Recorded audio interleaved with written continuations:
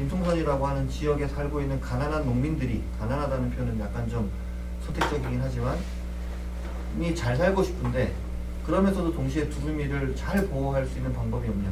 이분들이 정말 가난하기 때문에 지금 비닐하우스를 겨울에 막 짓고 있거든요. 비닐하우스를 지으면 반드시 물이 필요하고, 물이 필요하면 전기가 가야 돼요. 펌프를 돌려야 돼요.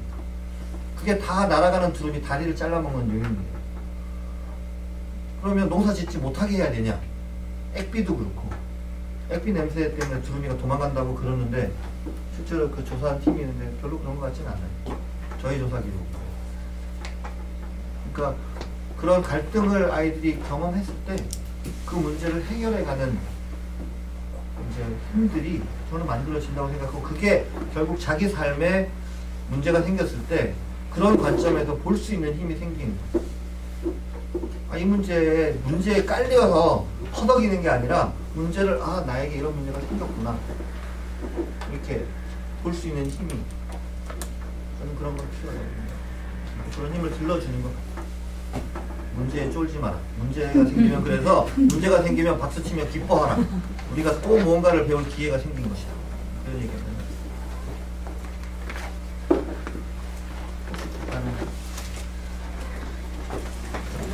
네. 설명을 들으시고 저는 두려웠었는데, 이런 프로젝트를 진행을 할 때 그 프로젝트 안에 있는 내용물 그거는 누구나 다 지금 많이 경험을 해봐서 짤 수 있어요. 짤 수 있는데 그거는 학습자의 이렇게 스스로 하시는 게, 그걸 만드는 게 지금 원장님 책임인데, 이거를 대부분 그동안 해왔던 방식은 한 번도 얘네들한테 주제를 해야겠다고 생각해본 적 없어요. 수업이 있으면 내가 전날에 무엇을 어떻게 할 거지 하고 제목 만들고 프로그램 해서 듣고 가서 하기만 했거든요. 그게 왜 문제였는지는 몰랐는데, 그러면 이렇게 스스로 하게 하려면 스킬이 여러 가지가 있는데, 아주 경험이 많지 않으면, 그래서 막 대단한 스킬이 아니면 모든 걸 다 알고 있어야 하는 것, 최고의 선생님이 되지 않은 이상은 어렵겠구나 자꾸. 걱정이 좀 되시죠? 네. 그건 자연스럽고 좋은 일이에요. 아까 말씀드렸던 공부라는 건 자기에 대한 결핍에서 시작한다고 말씀드렸잖아요. 결핍감에서. 근데 일단 그건 필요하죠. 저렇게 하면 더 좋을 수 있겠다. 재밌을 수 있겠다. 아이들이 더 다양한 걸 많이 배울 수 있겠다. 그런 생각은 드세요? 일단 그것은 있어야 돼요. 그게 있는데, 나에게 그렇게 하고 싶은 의지는 있는데, 내가 그걸 정말 잘할 수 있을까에 대한 그 격차에 대한 두려움이나 결핍감이 지금 생기신 거잖아요.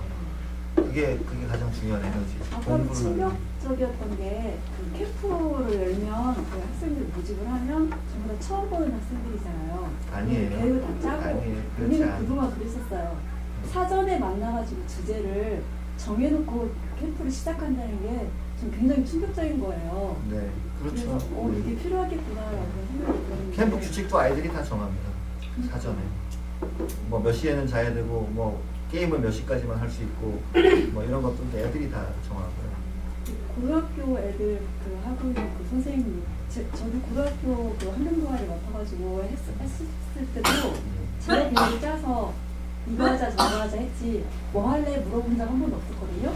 사전에 애들 얘기하지도 않고 결과물도 제가 만들어서 우리 1년 동안 이거 했는데 이렇게 했다라고. 그러니까 잘못하면 그게 선생님 프로젝트가 된다니까요. 애들 프로젝트가 아니라. 그냥 선생님뿐만 아니라 다 그랬죠, 기존에. 그렇게 해왔던 것 같은데. 그렇죠. 네, 지금까지 그러면 캠프 같은 거 할 때는 저 스케줄을 다 아이들이 직접 짰던 건가요? 아니에요. 스케줄은 지도교사가 짰어요. 사실은 그 다음 단계로 가면 스케줄과 관련해서도 큰 틀에서 아이들이 짜게 돼요. 왜냐하면 지금 저희가 모든 활동이라고 된 칸이 사실 생각보다 많아요. 점심 먹고 나서 반나절만 전체가 참여하는 이제 뭔가 활동이고, 오전하고 저녁은 되게 밤 10시까지 아이들이 프로젝트를 하거든요.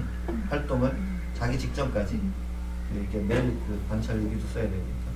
그러니까 그 시간은 아이들이랑 선생님이 다시 같이 짜야 돼요. 여기가 그걸 모든 별로 프로젝트를 하도록 남만 비워놨지, 그걸 실제로 어떻게 수행할 것인가는 아무것도 짜진 게 없어요. 그러니까 주제가 정해지고 이제 시작하면 산출물을 뭘로 만들 것인가에 따라서, 예를 들면 저 같은 경우에는 두루미 가족이 밥을 어떻게 먹는지를 조사해서 그걸 그림 자극으로 만들었다고 했잖아요.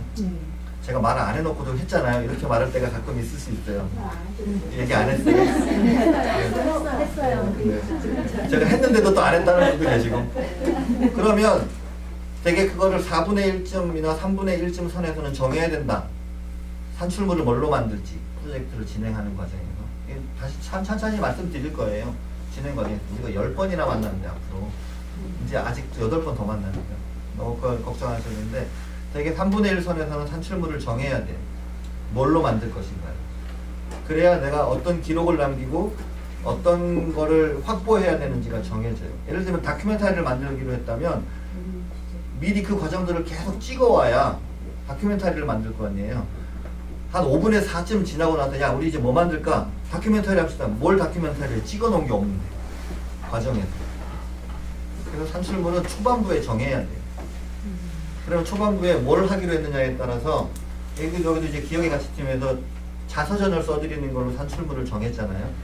그러면 자서전을 만들기 위해서는 뭐가 들어가야 되냐, 언제까지는 뭐가 만들어져야 되냐, 표지 디자인은 누가 할 거냐, 이런 것들에 대한 계획을 미리 다 짜야 돼. 거기서 역할 분담도 이루어지고. 그럼 그 과정은 아이들이 거의 다 한다고 보시면. 근데 이제 애들이 짠 게 선생님이랑 같이 짜면서 실현 가능성이라는 게 계속 체크가 되죠. 비용도 들고, 때로는 이동도 해야 되고, 윤리적으로 문제가 될 수도 있고, 이런 것들은 이제 아이들이랑 체크를 하지만, 또 나중에 또 보면 또 별건 아니에요.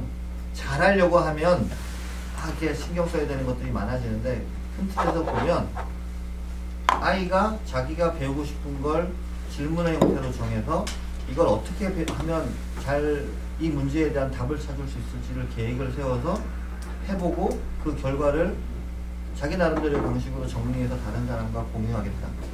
그러니까 주체가 배움이라고 하는, 제가 그래서 계속 환경교육이라고 하지 않고 생태학습이라고 제가 요즘은 말을 쓰는 이유가, 생태와 환경에 대한 부분은 좀 놔두더라도 우리가 교육이라고 말할 때 주체가 계속 가르치는 사람이 뭘 다 해야 되는 거예요. 뭘 가르칠지, 어떻게 가르칠지, 이런 것들은 본인이 다 이제 고민하는 거죠. 근데 학습이라고 하면 주체가 학습자잖아요. 그래서 소크라테스가 이렇게 삼파술이라고 하는 대화를 통해서 그 사람에게 깨닫도록 하고 돈을 안 받았거든요. 왜? 깨달은 건 너다 그냥.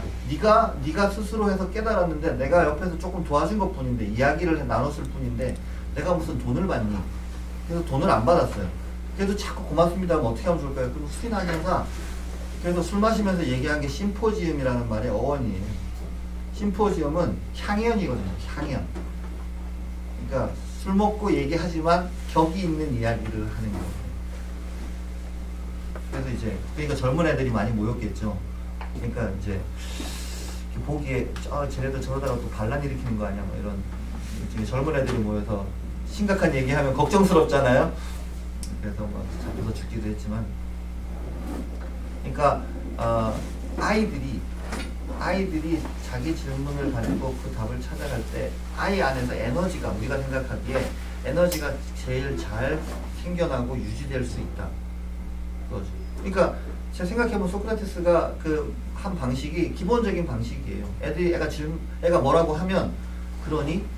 왜 이건 이런 경우에는 그렇지 않지 않니? 그럼 얘가 뭐라고 그러면, 아 그렇니? 그럼 이런 경우에는 그렇지 않지 않니? 소크라테스는 그렇다라고 대답해 준 적이 한 번도 없어요. 계속 그렇지 않니? 이런 경우에는 어떨까? 계속 질문을 했을 뿐이거든요. 결국 답은 그 아이가 찾아간 거죠. 근데 만약에 이때 선생님이 야 그건 그거야, 그럼 대화가 끝나잖아요. 거기서 더 이상은 만날 일이 없어요. 자 오늘은 끝, 헤어지고. 근데 선생님이 계속 질문을 하니까 그 배움이라는 게 계속 이어질 수 있었던 것이고, 그렇게 된 건 아이의 마음속에 궁금한 게 계속 살아있었기 때문에 배우려고 하는 뭔가가, 그 배움이 계속 갈 수 있었던 거 아니겠어요? 그러니까 사실은 선생님들한테 도전이에요, 이 과정이. 왜냐하면 선생님들께서 평생 해오지 않은 방식으로 지금 하시라고 그러니까 배움에 대해서도 태도를 전복해야 되고 위아래를 뒤집어야 되고 주체와 객체도 바꿔야 되고 당연히 이런 생각이 있을 수 있죠. 뭔가를 가르치고 배우는데 뭘 배울지를 아는 사람이 정해야지 모르는 사람이 뭘 정하냐. 그렇잖아요. 이게 너무 상식적으로 맞는 말이잖아요. 뭘 배울지는 아는 사람이 정하는 게 맞다고 생각이 들잖아요. 근데 이제 입장을 바꿔놓고 생각하면 모르는 사람 입장에서는 내가 알고 싶지도 않은 걸 이 사람이 필요하다고 해서 교육과정이라는 게 그런 거거든요. 너는 이맘때 이런 거 알아야 된다 라고 생각해서 배우라는 거잖아요. 나는 알고 싶지 않은데 별로. 그러니까 그 공부가 재밌을 리가 없는 거죠. 그러니까 온갖 쇼가 등장하는 거예요. 이미 재미없는 걸 재밌게 배우게 하려니까 에듀테인먼트 이런 얘기가 나오는 게 결국 근본적으로 재미없는 걸 재밌게 배우려니까 무슨 동영상을 앞에 틀어주고 뭐 게임을 하고 이런 게 결국은 다 근본적으로 그 문제에서 시작된 거예요. 하고 싶은 걸 하면 되는데 배우고 싶은 걸 배우면 근데 이제 대신에 이런 전제가 있죠. 우리가 지식체계라고 하는 게 토막토막 나 있는 게 아니고 이 세계라는 게 분절화되어 있는 게 아니기 때문에 우리가 창을 어디로 뚫느냐는 다르지만 어느 창으로 들어가든 들어가서 파다 보면 다 연결되어 있다는 걸 발견하게 될 거라는 이 세계에 대한 신념이 있어요. 저는 기본적으로. 그러니까 벌레 한 마리로 시작해서도 지구 전체에 도달할 수 있고 나무 한 그루에서 출발해도 지구 전체에 도달할 수 있고 저수지에서 시작해도 지구 전체에 도달할 수 있다고 생각하는 거예요. 그러니까 그 지점을 선택하는 건 아이에게 맡겨도 된다는 거예요.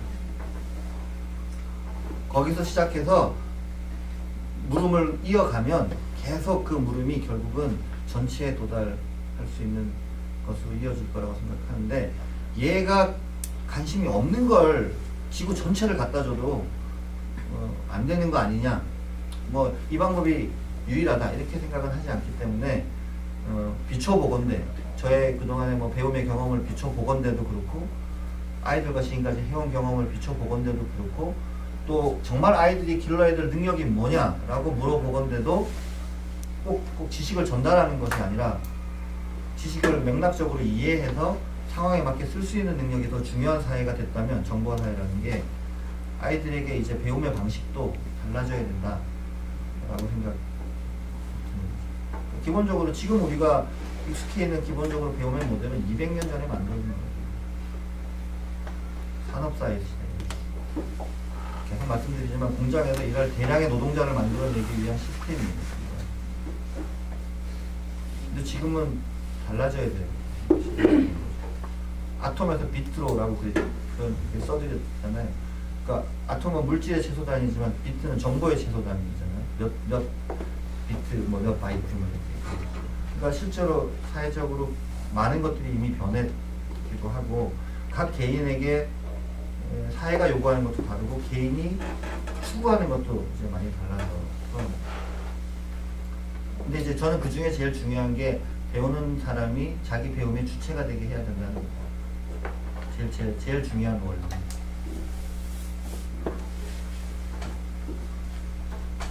근데 이제 그러다 보면 부작용이 생깁니다.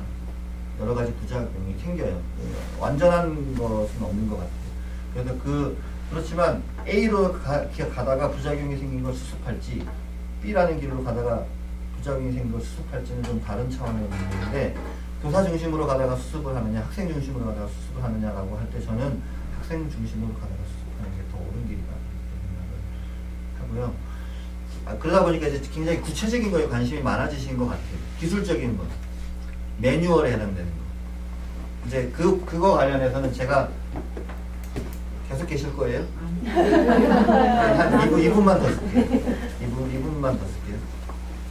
그 윤리학이 기본적으로 두 가지 모델이 있습니다. 하나는 덕 이론이고 하나는 윤리 규범 이론인데 하나는 사람들을 어떻게 하면 윤리적으로 살게 할 것인가 라고 했을 때 하나는 그 사람이 덕이 있는 사람, 품성을 갖춘 사람으로 되도록 해서 그 사람이 상황이라는 건 너무 복잡하니까 그 사람이 덕이 있다면 그 상황을 잘 심사숙고해서 아 이때는 이렇게 하는 게 좋겠어 라고 하는 것이 옳은 일에 가깝도록 되도록 하는 거예요. 사람을 변화시켜서 사람이 덕을 갖춰서 그 윤리적인 문제를 해결하게 하는 것이 있고, 또 하나는 규칙을 정교하게 만드는 거, 규율과 규범을.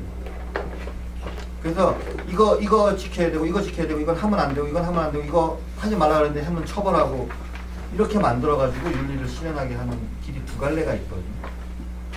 두 개 중에서 어느 거냐? 지금 우리 사회는 후자를 택한 겁니다. 법이라고 하는 게 기본이에요. 근데 과거의 우리 전통은 군자라고 부르든 대인이라고 부르든 기본적으로는 그 사람이 덕이 있다면, 뭐죠? 이렇게 그 바이올린도 연주하시는 의사분, 아프리카에서 이렇게 봉사활동 열심히 하신 네 글자. 예? 아니 우리나라 분 아니에요.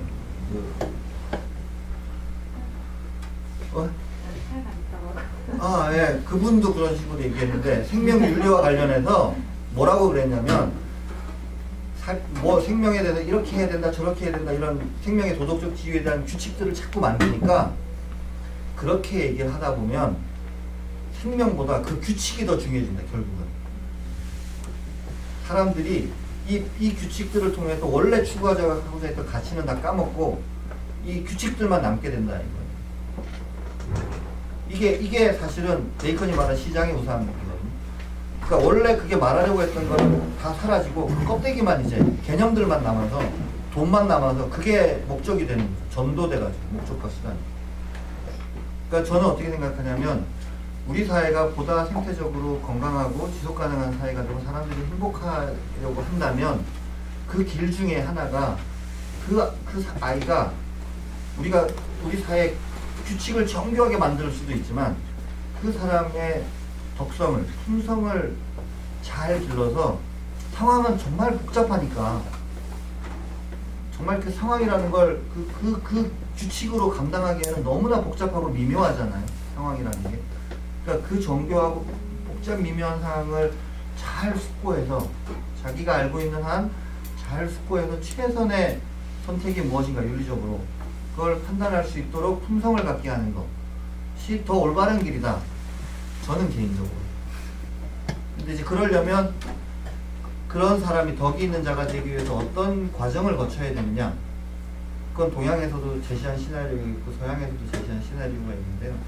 그러나 결국 중요한 건 본인이 그런 여러 가지 갈등 상황을 겪어가면서 무엇이 정말 올바른 것인가에 대한 문제를 치러봐야 됩니다. 그런 자로 쓰려면. 근데 그걸 다 지금은 어른들이 대신하잖아요. 그래서 지금은 대학을 졸업하고 결혼하면서 엄마한테 나 이 여자랑 결혼해도 돼 이렇게 물어보잖아요. 그거는 사실은 허락을 받을 문제는 아니잖아요. 엄마들께서는 좀 더 실망하실지도 모르겠는데.